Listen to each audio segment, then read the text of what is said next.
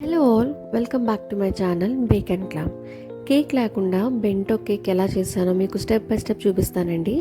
ఇక్కడ నేను sandwich bread తీసుకున్నాను 4 స్లైసెస్. ఎందుకంటే నార్మల్ బ్రెడ్ క్రమ్స్ వచ్చేస్తాయి కదా, మనకి డెకరేషన్కి సెట్ అవ్వదు. సో టెక్స్చర్ హార్డ్గా ఉంటుంది కాబట్టి శాండ్విచ్ బ్రెడ్ తీసుకున్నాను. సైడ్స్ అన్ని కట్ చేసి పక్కన పెట్టుకున్నాను. Next main part frosting.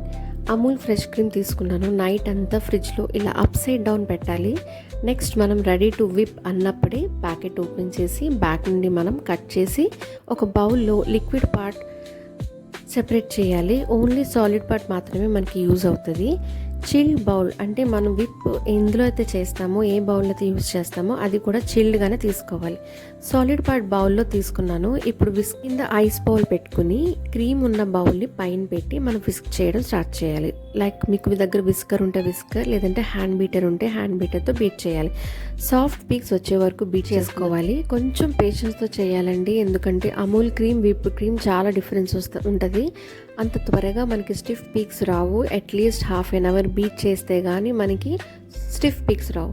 So ఇలా బీట్ చేయాలి. సాఫ్ట్ పీక్స్ ఇలా వచ్చినప్పుడు vanilla essence and sugar powder వేసుకుని ఒకసారి కలిపి మళ్ళీ బీట్ చేయండి.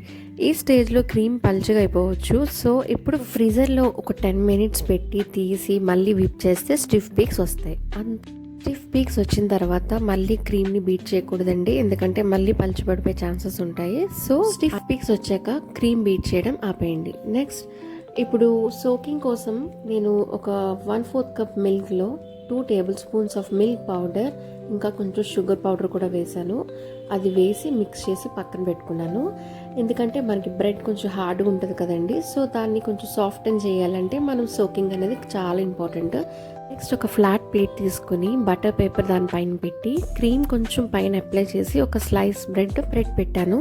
క్రీమ్ అప్లై చేసే ముందు మనం ఇంపార్టెంట్ స్టెప్ సోక్ చేయాలి కదండి బ్రెడ్ని, ఎందుకంటే అది సోకింగ్ లేకపోతే చాలా డ్రైగా ఉంటుంది కేక్. సో మనం ప్రిపేర్ చేసుకున్న మిల్క్ మిక్చర్తో సోక్ చేశాను. నెక్స్ట్ క్రీమ్ అప్లై చేసుకున్నాను, ఈవెన్గా స్ప్రెడ్ చేసుకున్నాను. Each and every layer same process repeat చేశాను. దగ్గర టూల్స్ లేకపోయినా ఏం లేకపోయినా పర్వాలేదండి, మీ దగ్గర ఉన్న నార్మల్ నైఫ్ యూజ్ చేసైనా ఒక స్పాచులా యూజ్ చేసైనా మనం క్రీమ్ అప్లై చేసుకోవచ్చు.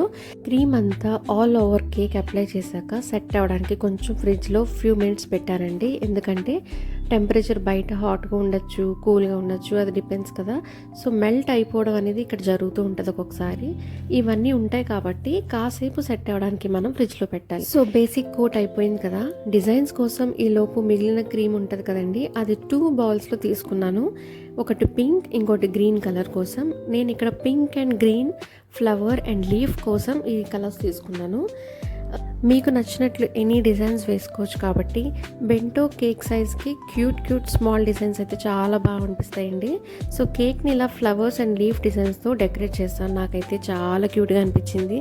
చిన్ని cake, that without cake. So మీరు కూడా మీ స్పెషల్ వన్స్కి ఇలా క్యూట్ సర్ప్రైజెస్ ఇవ్వాలనుకుంటే ఇలా తప్పకుండా ట్రై చేయొచ్చు.